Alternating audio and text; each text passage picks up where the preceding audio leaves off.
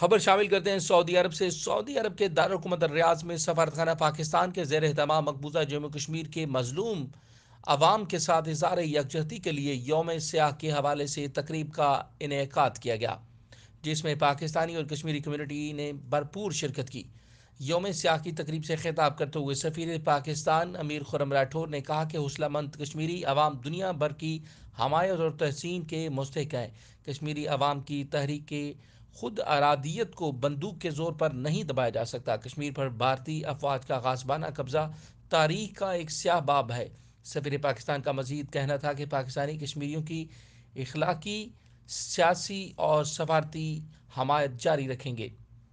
تقریب سے دیگر مقررین نے حق خود ارادیت کے مجاہدین اور قائدین کی جدوجہد آزادی کو سلام پیش کرتے ہوئے کہا کہ آزادی کے حصول کے لیے شہداء کا خون رنگ لائے گا۔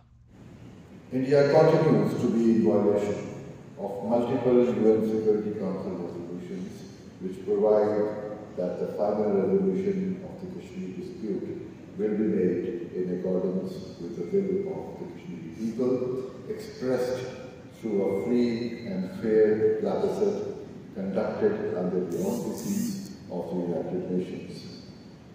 For Kashmiris,